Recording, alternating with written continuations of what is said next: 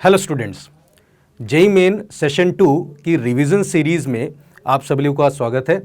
आज मैं बात करने जा रहा हूं बहुत ही इंपॉर्टेंट चैप्टर मैट्रिक्स, जिस पर जेईई मेन में क्वेश्चन पूछे जाते हैं। और इसमें बेसिकली इस तरह के क्वेश्चन आते हैं जो मल्टी कॉन्सेप्ट होते हैं, मतलब उसमें आपको एक से ज़्यादा चैप्टर्स का उसमें इन्वॉल्वमेंट दिखाई देगा। तो चलिए, ऐसे कुछ क्वेश्चन मैंने पिक किए हैं और वन बाय वन उन क्वेश्चंस को हम डिस्कस करते हैं जो कि इंपॉर्टेंट है जेईई मेन सेशन 2 के लिए। तो देखते हैं पहला question. First question is, let A is a 3x3 matrix as we can see and determinant A आपको यहां पर दिया हुआ है 2 के बराबर, B is adjoint of A and function f x, okay, there is a function which is trace of B inverse, then greatest value of function in interval 0 to 2 is equal to. So इसे find out करने के लिए obviously यहां पर हमें इस function f x को find out करना पड़ेगा एंड सॉल्व करने के लिए हमें यहां से इस प्रॉब्लम को पिक करना है। बी आपको दिया हुआ है adjoint of matrix A, okay, हमें बी इनवर्स का ट्रेस चाहिए। तो तुरंत आपको एडजॉइंट से रिलेटेड एक इंपॉर्टेंट प्रॉपर्टी याद आनी चाहिए। हमें मालूम है ए इंटू एडजॉइंट ए होता है determinant A into I, okay. So multiply कर दें ए से, तो हम लिख सकते हैं ए बी बराबर A into adjoint of A. Now A into adjoint A ये आ जाएगा आपका determinant A into identity matrix, उसी ऑर्डर की आइडेंटिटी मैट्रिक्स जिस ऑर्डर की मैट्रिक्स आपको क्वेश्चन में गिवन है। नाउ डिटरमिनेंट ए आपको दिया हुआ है 2, तो ये लिख सकते हैं हम लोग 2i and A B is equal to 2i अगर आ रहा है तो इसका मतलब है कि ए और बी दोनों मैट्रिक्स इन्वर्टिबल है, ओके। सो अगर मैं बी इनवर्स से मल्टीप्लाई कर दूं, पोस्ट मल्टीप्लाई कर दूं, सो ए इज इक्वल टू हम लिख लेंगे 2 टाइम्स बी इनवर्स, यानी बी इनवर्स मैट्रिक्स को लिखा जा सकता है a बाई 2 के बराबर, ओके। अब अगर बी इनवर्स a बाई 2 के बराबर है तो यहां पर इसका ट्रेस निकालना बिल्कुल आसान है। सो ट्रेस ऑफ बी इनवर्स, इसको लिख सकते हैं हम लोग trace of a by 2, so 1 by 2, और ट्रेस ऑफ इस मैट्रिक्स का ट्रेस आप बड़े आसानी से समझ सकते हो। ट्रेस हमें मालूम है that is sum of diagonal elements. तो अगर मैं इन तीनों को ऐड कर दूं तो हमें मिलेगा X square, then we have minus X यानी माइनस का 2x, फिर आ रहा है 1 + 2 3 एंड 1 दैट इज 4, ओके। और इसे लिख सकते हैं हम लोग 1 बाई 2, इसको परफेक्ट स्क्वायर बना देता हूं तो x माइनस 1 का होल स्क्वायर प्लस 3, या इसे बोल सकते हैं x माइनस 1 का whole square divided by 2 plus का 3 बाई 2। नाउ हमें इंटरवल 0 से 2 में ग्रेटेस्ट वैल्यू फंक्शन की चाहिए। तो 0 से 2 में अगर बात करें तो इसका जो वर्टेक्स आ रहा है वो 1 पर आ रहा है और 0 और 2 1 से इक्वल डिस्टेंस पे पड़ेंगे, यानी जो मैक्स वैल्यू होगी वो या तो 0 पर होगी या फिर 2 पर होगी, इनफैक्ट दोनों पर बराबर होगी। सो ग्रेटेस्ट वैल्यू और मैक्स वैल्यू हमें मिलने वाली है 0 पर, okay. So put x is equal to 0 और put x is equal to 2 एक ही बात है। अगर मैं x की वैल्यू को 0 रख दूं, we are getting 4 divided by 2 that is equal to 2। So इस प्रॉब्लम का हमारा जो आंसर आएगा वो आएगा 2। चलिए नेक्स्ट प्रॉब्लम पर बात करते हैं।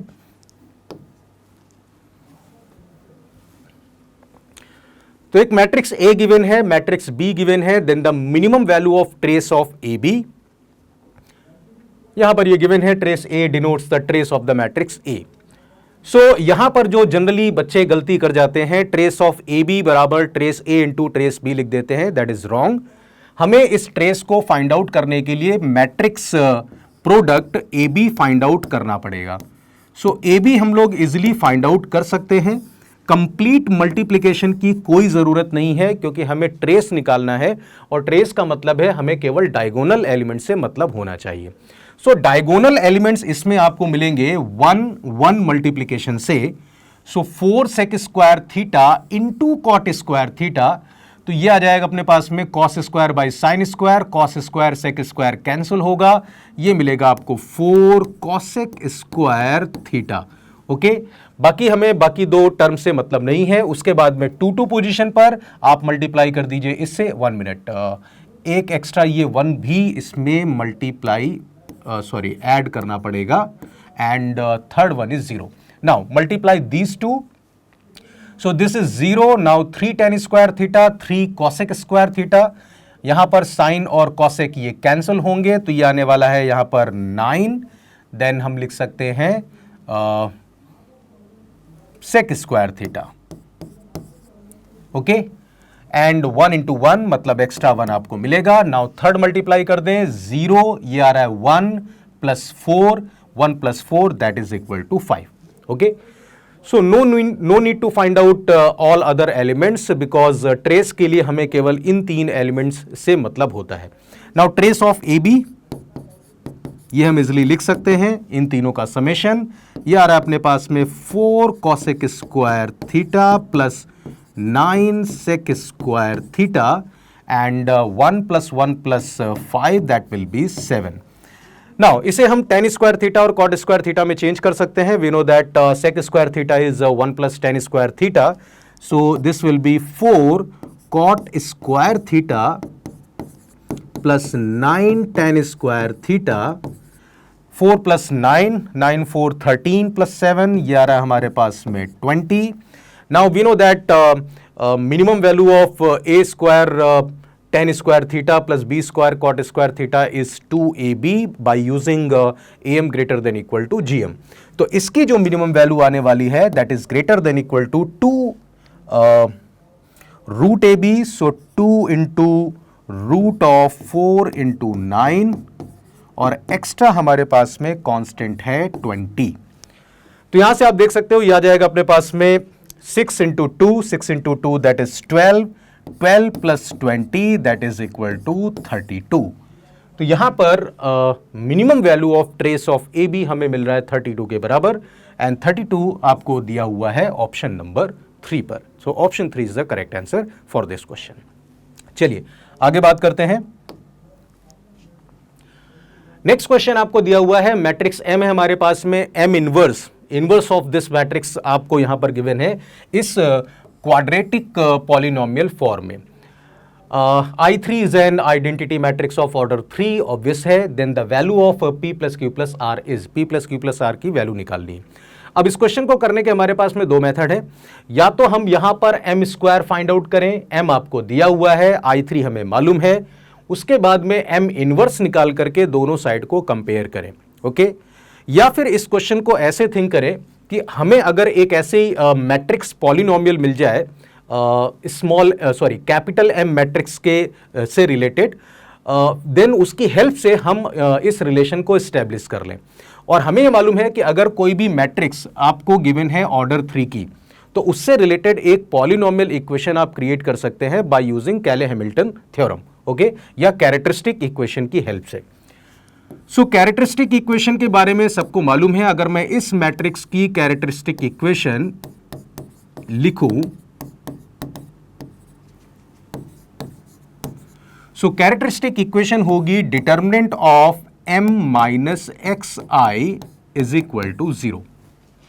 ओके, और हमें मालूम है कि कोई भी मैट्रिक्स अपनी कैरेक्टरिस्टिक इक्वेशन को सेटिस्फाई करती है. तो इसे आप डिटरमिनेंट की हेल्प से निकाल सकते हो. हमारे पास में इसका एक डायरेक्ट फॉर्मूला भी होता है, वो भी यूज कर सकते हैं. सो ये क्यूबिक इक्वेशन बनेगी, ये आ जाएगा एक्स क्यूब माइनस, देन उसके बाद में जो सम ऑफ रूट्स आता है वो आता है ट्रेस ऑफ द मैट्रिक्स के बराबर. सो यहां पर लिखूंगा मैं trace of the matrix m into x square, plus यहां पर आपको मिलता है कोफैक्टर, जो यहां पर डायगोनल एलिमेंट्स हैं उनके कोफैक्टर का सम. सो वही मैं यूज कर रहा हूं, C11 plus C22 plus C33 into X minus plus then again minus, और लास्ट में आपको मिलेगा determinant value of matrix into identity matrix is equal to 0. Okay, ये एक इक्वेशन है, तो यहां पर आपको ओनली डिटर्मिनेंट वैल्यू को यूज करना है. तो ये इसकी कैरेक्टरिस्टिक इक्वेशन आएगी. चलिए फटाफट इस कैरेक्टरिस्टिक इक्वेशन को लिख लेते हैं. एक्स क्यूब ट्रेस की अगर बात की जाए तो ट्रेस आ रहा है इसका 4x स्क्वायर. नाउ कोफैक्टर, तो यहां पर अगर इसका कोफैक्टर देखें -9 और ये आ रहा है प्लस का 8, सो -9 प्लस 8 इज -1. उसके बाद में 2 पोजीशन का कोफैक्टर अगर देखें तो ये आ रहा है -12 + 6, तो ये आ रहा है -6। फिर 3 पोजीशन का कोफैक्टर अगर हम लोग चेक करें तो ये आ रहा है 12 - 6 यानी प्लस का 6 इंटू एक्स माइनस। अब हमें चाहिए डिटरमिनेंट वैल्यू। डिटरमिनेंट वैल्यू फटाफट निकाल लेते हैं। So determinant value of this matrix is 4। इसके साथ में आ जाएगा -9 + 8। सो कोफैक्टर -9 + 8 का मतलब हो गया -1। नेक्स्ट इज -1, तो ये आपको मिलेगा -18 एंड +24 दैट मीन्स 6। और लास्ट में आएगा फिर से -1, यार अपने पास में 12 - 18 दैट इज -6। सो -6 + 6 ये हो गया कैंसिल। डिटरमिनेंट वैल्यू आ रही है -4। Okay, so -4 that means +4 is equal to 0। तो ये तो इसकी कैरेक्टरिस्टिक इक्वेशन है और हमें मालूम है कि कोई भी मैट्रिक्स अपने कैरेक्टरिस्टिक इक्वेशन को सेटिस्फाई करती है। तो x की जगह पर मैट्रिक्स m रख देते हैं, m³ - 4m²। ये 6 और 6 कैंसिल हो रहा है, माइनस का m + 4 into identity matrix is equal to null matrix. Okay, क्योंकि ये मैट्रिक्स इक्वेशन है।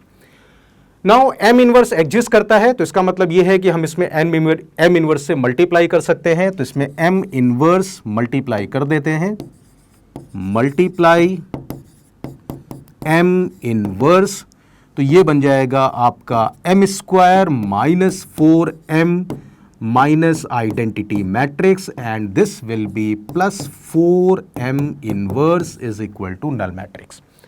अब हम इसे कंपेयर कर सकते हैं।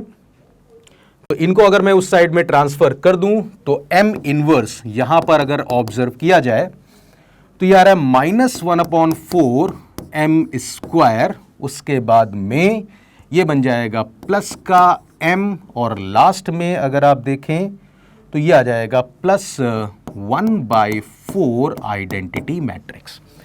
तो अब इसे कंपेयर कर लेते हैं। इसका मतलब स्मॉल p की वैल्यू -1/4 है, स्मॉल q की वैल्यू 1 है और r की वैल्यू हमारे पास में 1/4 है। तो p + q + r अगर इस समेशन को फाइंड आउट किया जाए तो ये आ रहा है हमारे पास में 1 के बराबर। ओके, तो इस क्वेश्चन का आंसर होगा हमारा इज इक्वल टू 1। चलिए नेक्स्ट प्रॉब्लम पर बात करते हैं। नेक्स्ट क्वेश्चन में अगर आप देखें तो मैट्रिक्स P है और इसमें जो एलिमेंट्स यूज कर रहा है वो वेरी लार्ज नंबर है। मैट्रिक्स A है और इसमें जो ये ओमेगा यूज हो रहा है, ओमेगा यहां पर आपको दे भी दिया है -1 + i√3/2। सो ओमेगा की प्रॉपर्टी आपको तुरंत याद आनी चाहिए इस क्वेश्चन को पढ़ते ही। I3B identity matrix of order 3। If the determinant value of matrix this is α⍵², then the value of α is equal to. So obvious ही बात है, यहां पर इसको ऐसे कैलकुलेट करना तो बहुत प्रॉब्लम क्रिएट करेगा कि हम इसमें P इनवर्स निकालने बैठे। ओके, हमें यहां पर इसको यहीं से एलिमिनेट करना पड़ेगा और किसी तरीके से इसको रिलेट करना पड़ेगा A और ओमेगा से।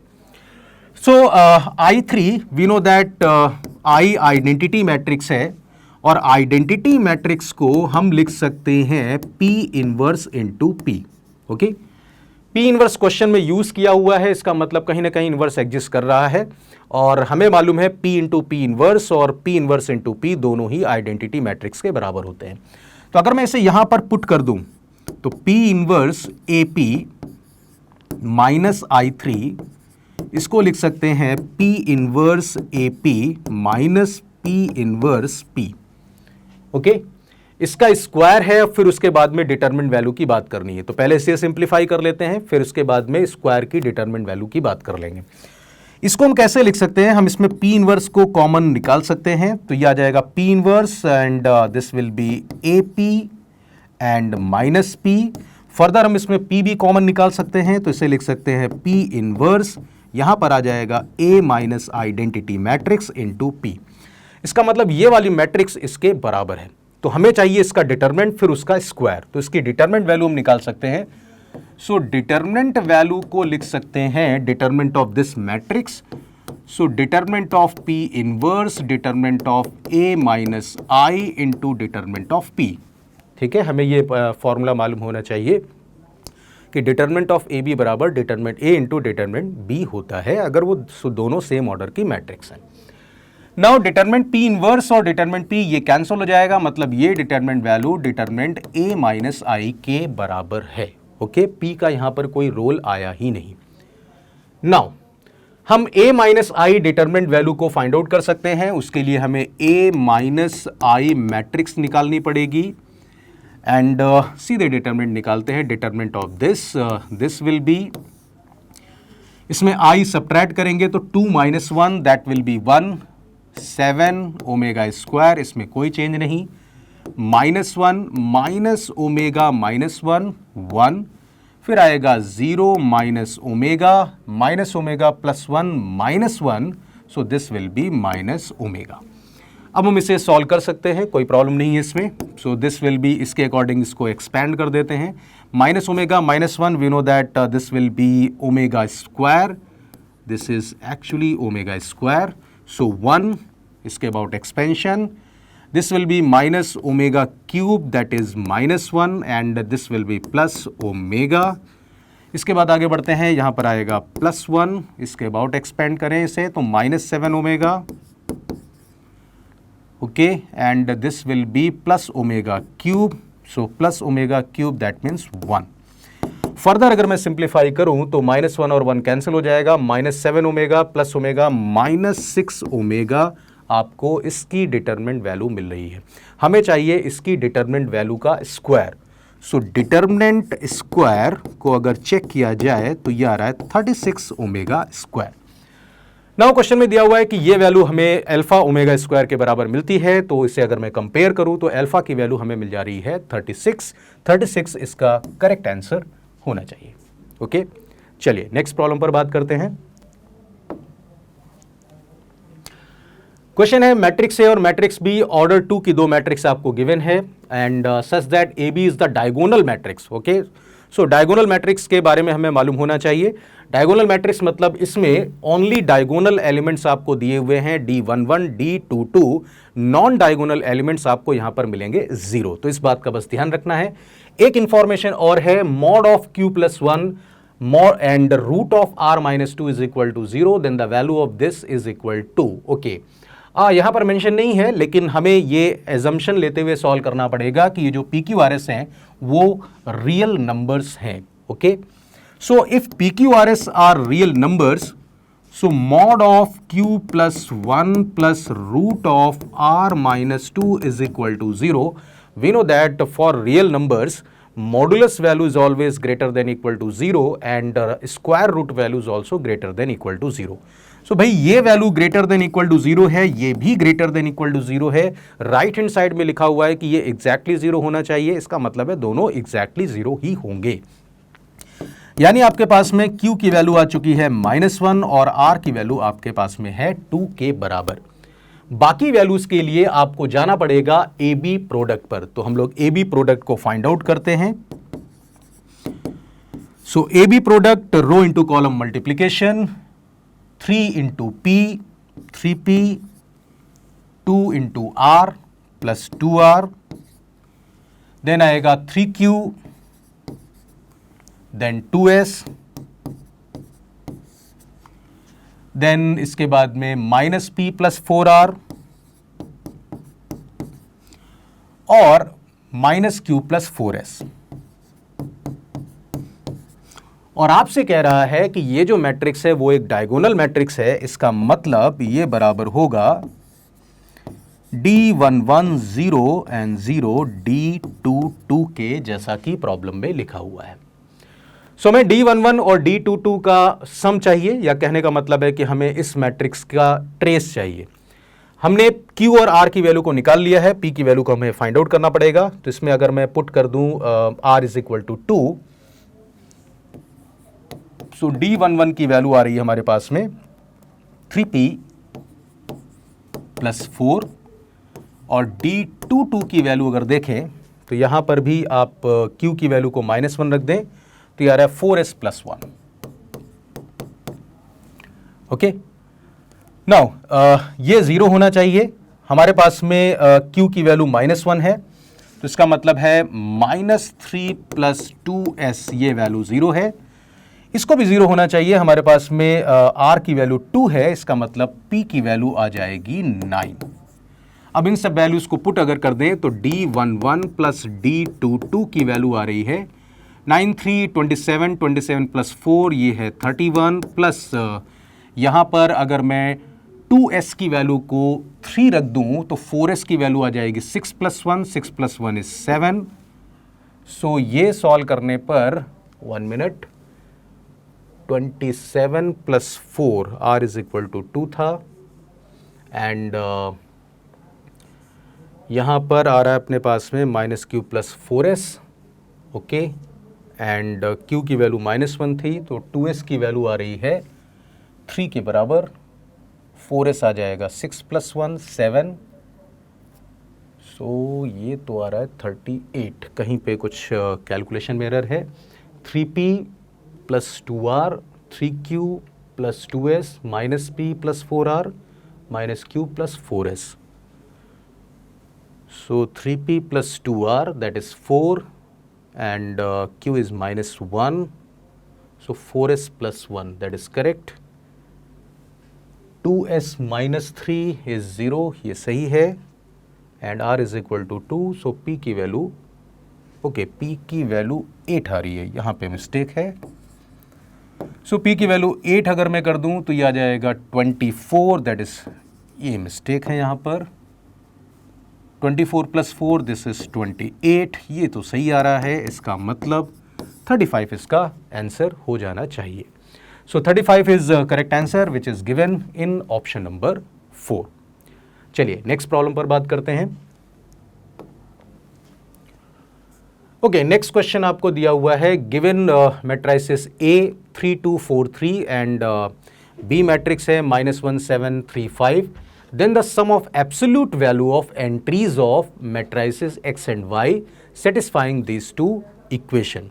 ओके, सो हमें यहाँ पर sum of absolute value of entries चाहिए, मतलब हर एक एलिमेंट्स के न्यूमेरिकल वैल्यू का सम हमको फाइंड आउट करना है X एंड Y के लिए।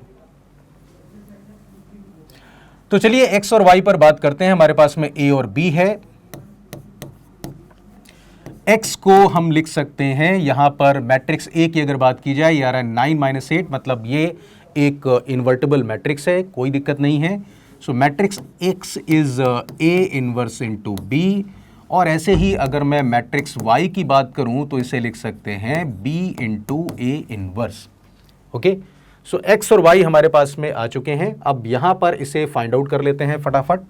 सो X मैट्रिक्स को क्या लिखेंगे, A इनवर्स, इसकी डिटरमिनेंट वैल्यू को अगर आप चेक करें, so determinant value of A is 9 - 8, that is 1, और ऐसे ही डिटरमिनेंट वैल्यू ऑफ B की अगर बात करें तो ये आ रहा है हमारे पास में -5 एंड -21, -5 -21 मतलब -26।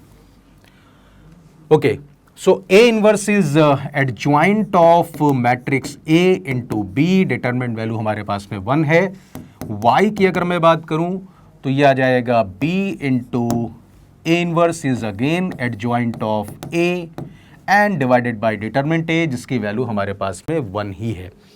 अब हम adjoint A फाइंड आउट कर सकते हैं। adjoint A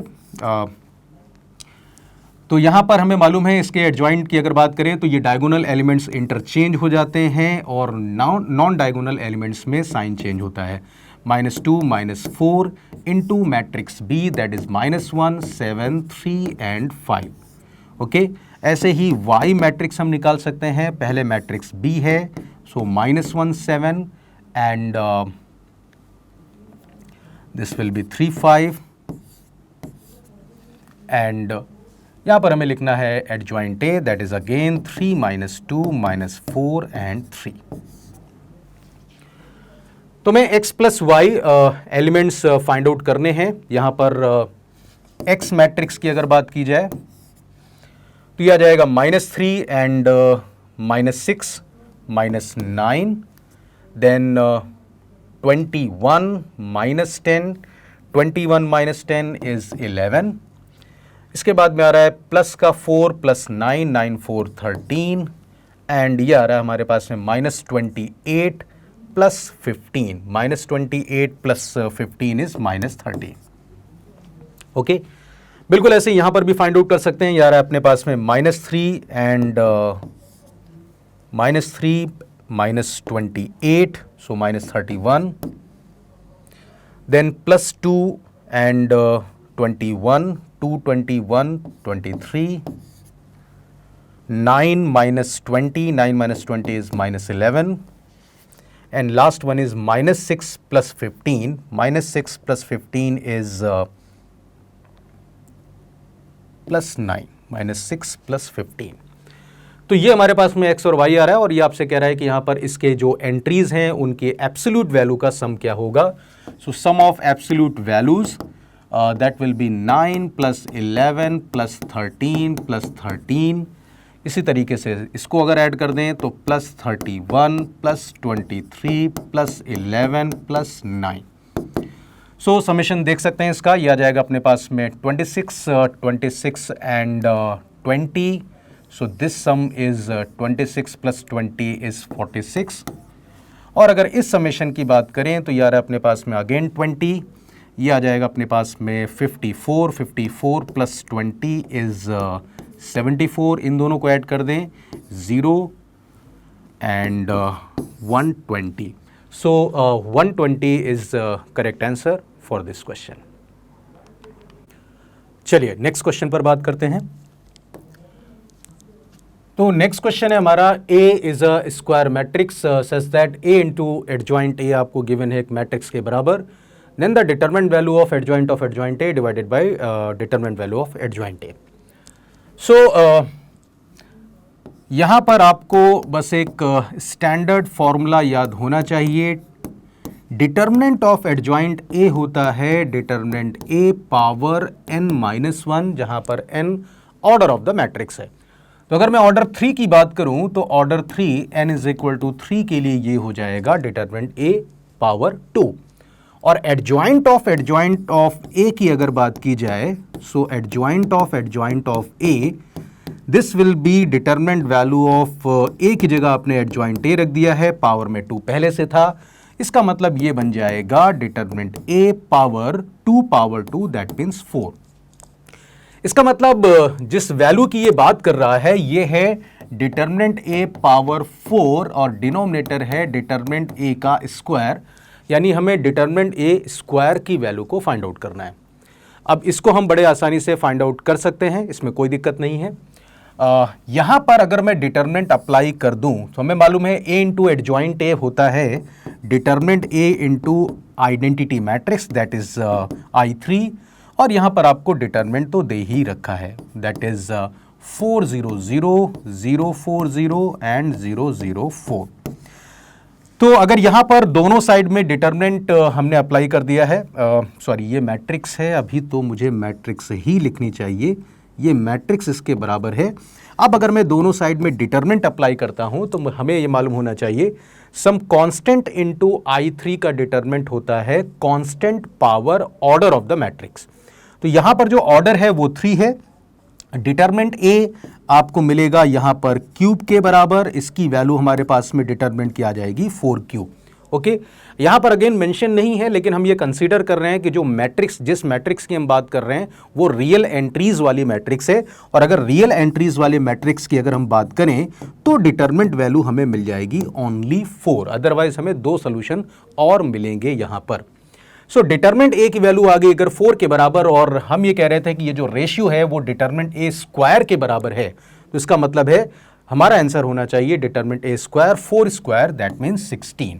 सो 16 इस प्रॉब्लम का सही आंसर है। चलिए नेक्स्ट प्रॉब्लम पर बात करते हैं।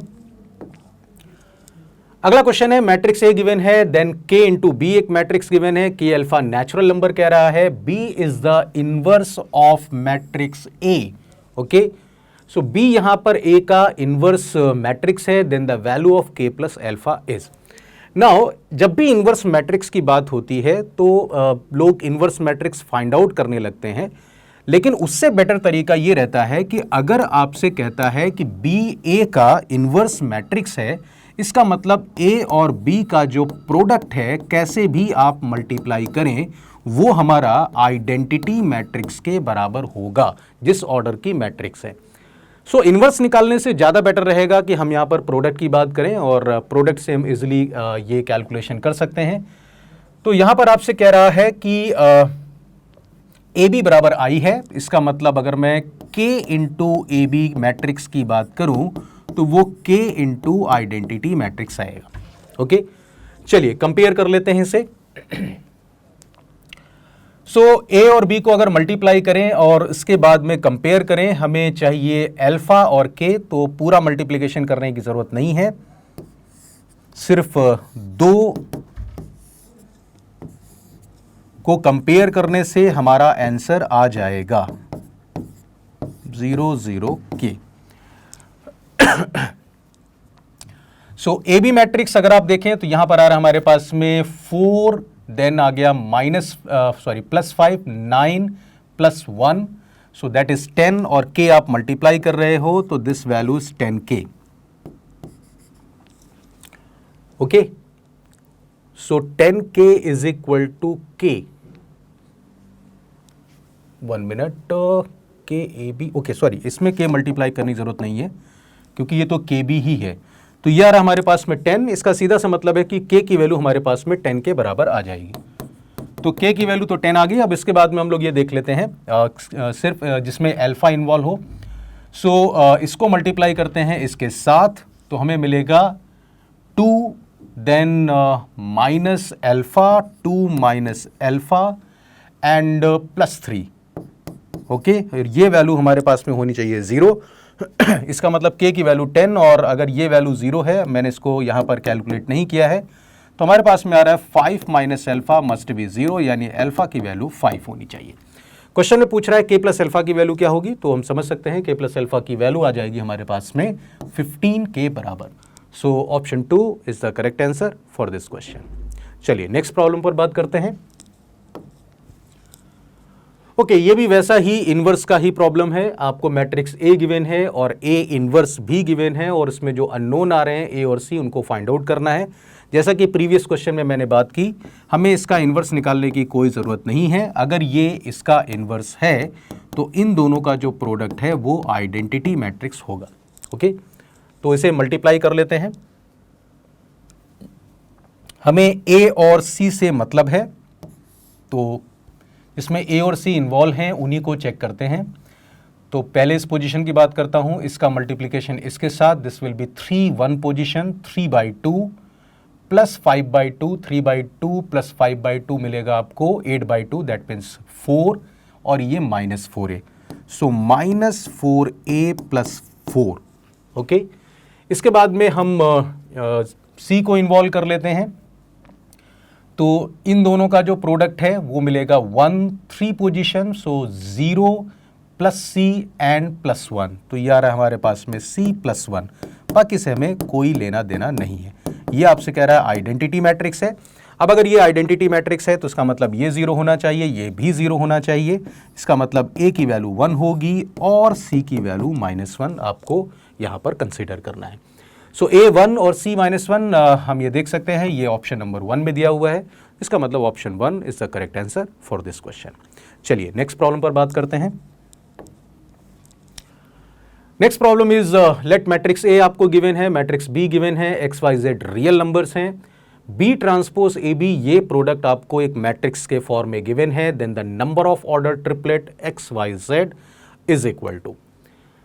तो यहां पर इस ऑर्डर ट्रिपलेट को फाइंड आउट करने के लिए हमें इस मैट्रिक्स इक्वेशन को ही डील करना पड़ेगा। ठीक है, कुछ बच्चे यहां पर डिटरमिनेंट से कैलकुलेट करने की कोशिश करते हैं, लेकिन एक बात आप ध्यान रखें, अगर दो मैट्रिक्स आपको इक्वल गिवन है तो डिटरमिनेंट वैल्यू इक्वल जरूर होगी, लेकिन डिटरमिनेंट वैल्यू अगर इक्वल आप करते हैं तो ये कंपलसरी नहीं होता कि मैट्रिक्स भी इक्वल होंगी। तो हमें इस को फाइंड आउट ही करना पड़ेगा, देन उसके बाद में कंपेयर करके हम एक्स वाई जेड के ट्रिपलेट को निकाल सकते हैं। तो चलिए पहले फाइंड आउट करते हैं यहाँ पर product A B. So product A B easily find out कर लेंगे, a into B, this is -2x 0 plus x, तो -x आ रहा है यहाँ पर, -2y प्लस 2y 0 हो गया, फिर माइनस y,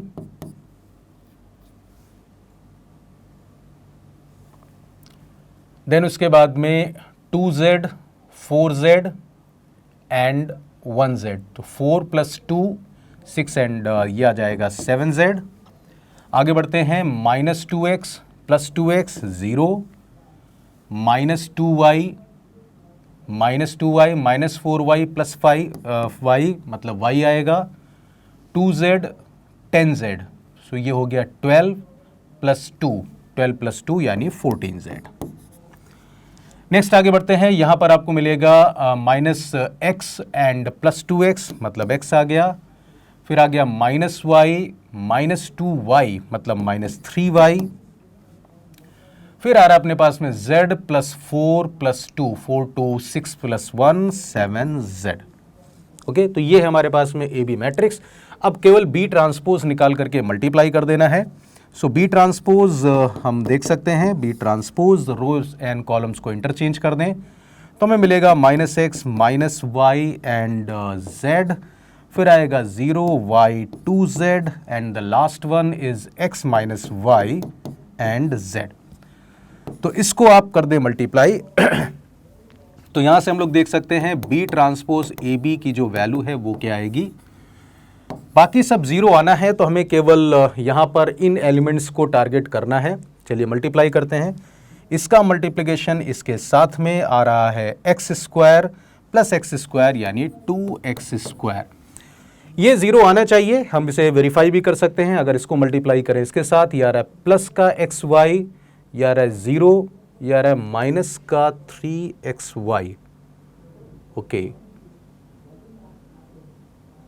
तो इस डेटा में कुछ गड़बड़ लग रही है। लेट एक बार और चेक कर लेते हैं। A B is -2x + x -x, फिर ये आ गया अपने पास में -2y + 2y and -y, correct है। 2z 4z 6z 7z, ये भी सही है। -2x and +2x 0, correct.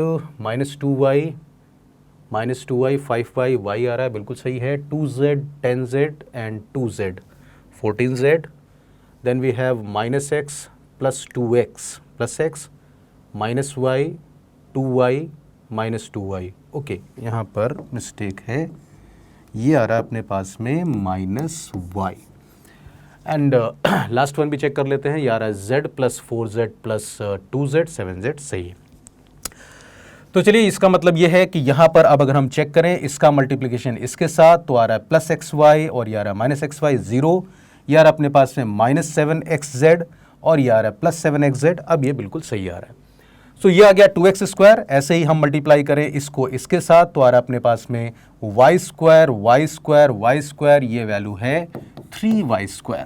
Similarly इसको मल्टीप्लाई करें, सो 7z², 28z² एंड 7z², सो 28 + 14 यानी 42z²। रिमेनिंग टर्म्स आपके पास में 0 ही है। तो अब हमें सीधे सीधे कंपेयर करना है। अगर मैं इसे कंपेयर करूं तो आ रहा है x² की वैल्यू 4, यहां से x की 2 वैल्यूज मिलेंगी। फिर 3y² 27 है, y² की वैल्यू आ रही 9, यहां से भी 2 रियल वैल्यूज मिलेंगी। 42z² यानी z² 1 है, यहां से भी 2 वैल्यूज मिलेंगी। अगर x y z की 2 वैल्यूज हैं तो इसका मतलब ऑर्डर ट्रिपलेट की अगर बात करें, इसके पास में 2 चॉइस है, इसके पास में भी 2 चॉइस है, इसके पास में भी 2 चॉइस है, मतलब टोटल वेज हो जाएंगे 8। So option 3 is the correct answer for this question. चलिए नेक्स्ट प्रॉब्लम पर बात करते हैं। तो नेक्स्ट क्वेश्चन हमारा एक मैट्रिक्स ए गिवन है, डिटरमिनेंट ए आपसे कह रहा है वो 2 के बराबर है। Then determinant of 2 adjoint A, 2 adjoint 2a, ये 32 पावर n के बराबर है। तो हमें 3n + अल्फा की वैल्यू को फाइंड आउट करना है। तो सबसे पहले हम लोग अल्फा की वैल्यू को निकालेंगे। डिटरमिनेंट ए आपको 2 के बराबर दिया हुआ है। डिटरमिनेंट ए हम निकाल सकते हैं 1 × 6 - 1, ये आ रहा है 5 के बराबर, -2 टाइम्स इसको हटा दें 2α -1, फिर उसके बाद में आ रहा है हमारे पास में +3, ये आ जाएगा अल्फा -3। क्वेश्चन में कह रहा है ये वैल्यू है 2 के बराबर। ओके, सो 5 + 2 7 - 9, ये आ रहा है -2, -4 अल्फा 3 अल्फा, ये आ रहा है माइनस अल्फा दैट इज 2। यहां से अल्फा की वैल्यू आ जा रही है -4। तो एक वैल्यू तो हमें ये फाइंड आउट करनी है। उसके बाद में आपको यहां पर दिया हुआ है डिटर्मिनेंट ऑफ 2 एडजॉइंट, देन उसके बाद में अगेन 2 एडजॉइंट ऑफ 2a। ये कह रहा है ये ऐसा कुछ आना चाहिए 32 पावर n के बराबर। तो n की वैल्यू क्या होगी? नाउ इसको सॉल्व करने के लिए दो प्रॉपर्टी हम यूज करेंगे। Adjoint of some scalar into a होता है k power n-1 adjoint of a। n यहां पर ऑर्डर है। इसका मतलब अगर इस 2 को मैं इस एडजॉइंट से बाहर लाता हूं तो इसे हम लिख सकते हैं this is equal to 2 adjoint of, यहां पर 2 × 2 स्क्वायर हो जाएगा, further adjoint of a। Okay, again यहां पर फिर से देखें तो एडजॉइंट ऑफ स्केलर है, ये आ रहा है टोटल 8। ये 8 जब यहां पर आएगा तो 8 स्क्वायर बन जाएगा। इसको लिख लेंगे 2 × 8 square, further adjoint of a। Okay, और दूसरी प्रॉपर्टी जो यहां पर हम यूज करेंगे कि अगर आपके पास में डिटर्मिनेंट ऑफ के ए है तो ये आता है k power order of the matrix into determinant a। अभी हमारे पास में आ चुका है 2 की पावर 6 एंड 1 2 की पावर 7। ये 2 की पावर 7 जब बाहर जाएगा तो ये बनेगा 2 की power 7 whole power 3 and determinant of adjoint of a। Now we know that determinant of adjoint of a, अगर a ऑर्डर 3 की मैट्रिक्स है तो वो डिटर्मिनेंट a पावर 4 होता है। तो यहां से अब हम कैलकुलेशन देख सकते हैं। इसके बाद का कैलकुलेशन यहां पर है, ये बराबर बन जाएगा 2 to the power 21 determinant a power 4 यानी 2 की पावर 4, इसे 2 की पावर 25 भी लिख सकते हैं। क्वेश्चन में कह रहा है ये 32 पावर n है तो इसे लिख सकते हैं 2 की पावर 5 होल पावर 5 यानी 32 पावर 5। कंपेयर करें तो n की वैल्यू हमें मिल रही है 5 के बराबर। तो n की वैल्यू 5 आ गई, अल्फा की वैल्यू -4 है तो ये आ जाएगा 15 - 4 यानी आपको मिलेगा आंसर 11। 11 इस प्रॉब्लम का सही आंसर है। चलिए आगे बात करते हैं नेक्स्ट क्वेश्चन पर। नेक्स्ट क्वेश्चन, इसमें मैट्रिक्स और परमुटेशन कॉम्बिनेशन को मिक्स कर रहे हैं। The number of symmetric matrices of order 3 with all entries from the set 0 1 2 3 4 5 6 7 8 9। Okay, single digit number यहां पर जितने भी हैं उनको यूज किया हुआ है। तो सिमेट्रिक मैट्रिक्स के बारे में हम सब लोग को मालूम है। अगर मैं एक सिमेट्रिक मैट्रिक्स लिखूं तो सिमेट्रिक मैट्रिक्स में डायगोनल एलिमेंट पर कोई कमेंट नहीं होता, लेकिन ये एलिमेंट सेम होते हैं। ये अगर A है तो ये A होगा, ये अगर B है तो ये भी B होगा, ये C है तो ये C होगा। और हमारे पास में हर एक एलिमेंट को फिल करने की टोटल चॉइस अगर देखें तो वो 10 चॉइस है। इसका मतलब हम X को फिल कर सकते हैं टोटल 10 चॉइस से, Y को भी 10 चॉइस से, Z को भी 10 चॉइस से, और ऐसे ही A, B और C की भी अगर बात की जाए तो उन सब के पास भी 10 चॉइस है, कोई रिस्ट्रिक्शन नहीं है। So this is very easy. इसका मतलब total 10 to the power 6 symmetric matrix आप यहां पर बना सकते हैं। 10 पावर 6 इसका करेक्ट आंसर है जो आपको ऑप्शन 2 में दिया हुआ है। चलिए आगे बढ़ते हैं नेक्स्ट प्रॉब्लम पर। Next question, matrix A given है ऑर्डर 2 की, फिर से ए इनवर्स आपको दिया हुआ है। कह रहा है ये अल्फा ए प्लस बीटा आई के बराबर है, अल्फा प्लस बीटा -2 के बराबर है। हमने थोड़ी देर पहले ऐसा एक क्वेश्चन डिस्कस किया था, वो ऑर्डर 3 में था, ये ऑर्डर 2 में, बस इतना ही है। तो इसको हम लोग इनवर्स निकाल करके भी सॉल्व कर सकते हैं और इसको कैरेक्टरिस्टिक इक्वेशन की हेल्प से भी सॉल्व कर सकते हैं। तो अगर इसकी मैं कैरेक्टरिस्टिक इक्वेशन लिखूं, characteristic equation of this matrix, so ये आएगा x² minus sum of roots होता है trace of the matrix 11x plus determinant value अगर देखें तो आ रहा है 10 - 5 लैम्डा।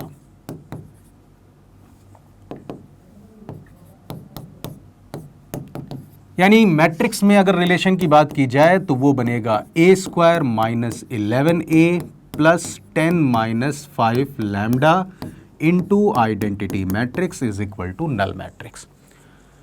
क्वेश्चन में कह रहा है ए इनवर्स, तो इसमें ए इनवर्स मल्टीप्लाई कर दें। अगर मैं ए इनवर्स मल्टीप्लाई कर दूं तो ये बनेगा a माइनस 11i, यहां पर आ जाएगा 10 माइनस 5 लैम्डा, बन जाएगा a इनवर्स दैट इज 0। अब अगर मैं a इनवर्स को फाइंड आउट करूं तो a इनवर्स यहां पर आ जाएगा, 5 लैम्डा माइनस 10 से डिवाइड करना है, सो 1/5 lambda minus 10 into a minus 11 divided by 5 lambda minus 10, this is into I. Question में कह रहा है ये अल्फा है और ये बीटा है, और प्रॉब्लम में ये भी गिवन है कि अल्फा प्लस बीटा की वैल्यू -2 के बराबर है। So now it is very easy, alpha plus beta अगर मैं यहां से कैलकुलेट करूं, ये अल्फा है ये बीटा है, -11 + 1 this will B -10 divided by 5 lambda minus 10। Question में बोल रहा है ये -2 के बराबर है। ओके, अब अगर ये -2 के बराबर है तो यहां से लैम्डा की वैल्यू को हम लोग फाइंड आउट कर सकते हैं। This will B 5, so 5 lambda minus 10, ये वैल्यू आ रही है 5 के बराबर। लैम्डा की वैल्यू अगर यहां से कैलकुलेट करें तो आपको मिलेगा 3, और लैम्डा की वैल्यू अगर 3 के बराबर है तो अल्फा और बीटा इंडिविजुअली भी हम कैलकुलेट कर सकते हैं। अल्फा की वैल्यू लैम्डा 3 अगर रख दें तो यार अपने पास में 1/5, बीटा की वैल्यू अगर देखें अल्फा को अगर 3 रख दें तो यार है -11/5। नाउ इसकी वैल्यू को हम लोग कैलकुलेट कर सकते हैं, कोई दिक्कत नहीं है। तो 4 अल्फा स्क्वायर यह आ जाएगा 4/25, beta square 1 to 1/25 and lambda square है 9, लैम्डा इज 3। तीनों के सम की अगर बात करें तो this will B 125/25 that is 5। सो सम आ रहा है 5 + 9 9 5 दैट इज 14 इसका आंसर होगा, यानी ऑप्शन 3 इस क्वेश्चन में करेक्ट ऑप्शन है। चलिए नेक्स्ट प्रॉब्लम की बात करते हैं। नेक्स्ट क्वेश्चन, मैट्रिक्स P आपको गिवन है, मैट्रिक्स A गिवन है, Q आपसे कह रहा है ये PA P ट्रांसपोज है, एंड ये सब कुछ प्रोडक्ट में है। P transpose Q power 2007 into P, इन तीनों का प्रोडक्ट इसके बराबर है। तो कह रहा है इसकी वैल्यू क्या है, और अगर आपने प्रैक्टिस की होगी तो आपको याद आ जाएगा कि ऐसा क्वेश्चन ऑलरेडी ये भी जेईई मेन का ही प्रॉब्लम है, इससे पहले भी जेईई एडवांस में और जेईई मेन में इस तरह का क्वेश्चन आया हुआ है। सो पहला ऑब्जर्वेशन है, क्योंकि हमें चाहिए PA P ट्रांसपोज, और अगर मैं यहां पर P ट्रांसपोज Q पावर 2007 है इंटू Q इंटू P को कैलकुलेट करूं तो आइडिया लग जाता है। यहां पर P ट्रांसपोज Q आपको दिया हुआ है PA P ट्रांसपोज और लास्ट में P, यानी इसको सिंप्लीफाई करने के लिए हमें यहां पर P ट्रांसपोज इंटू P की जरूरत पड़ेगी। वैसे ये क्लियर कट ऑब्जर्वेशन है। इस मैट्रिक्स को अगर ध्यान से देखें तो इन दोनों एलिमेंट के स्क्वायर का सम 1 आ रहा है, इन दोनों एलिमेंट के स्क्वायर का सम 1 आ रहा है। अगर मैं यहां पर इनका प्रोडक्ट करके सम करूं तो वो 0 आ रहा है। तो ऐसी प्रॉपर्टी होती है ऑर्थोगोनल मैट्रिक्स में, यानी आपको यहां पर आप चेक कर सकते हो P ट्रांसपोज P I के बराबर मिलेगा, ये P इंटू P ट्रांसपोज के बराबर भी होगा। ओके, इसका मतलब अगर मैं P ट्रांसपोज Q P के बराबर इस प्रोडक्ट को फाइंड आउट करूं तो ये I है ये भी I है, इसका मतलब ये A के बराबर आएगा। हमें जाना है Q पावर 2007 पर, तो सिमिलरली हम समझ सकते हैं अगर मैं P transpose Q square P को कैलकुलेट करूं तो यह आ जाएगा P ट्रांसपोज, देन यहां पर आप Q स्क्वायर लिखोगे, यानी PA P ट्रांसपोज, फिर से Q PA P ट्रांसपोज और लास्ट में P। सो P ट्रांसपोज P ये I बन जाएगा, P ट्रांसपोज P I बन जाएगा, P ट्रांसपोज P I बन जाएगा, ये वैल्यू आएगी A स्क्वायर। तो यहां पर एक पैटर्न बनता हुआ दिख रहा है। इसका मतलब अगर मैं यहां पर P transpose Q power 2007 P calculate करूं तो वो A पावर 2007 के बराबर आएगा।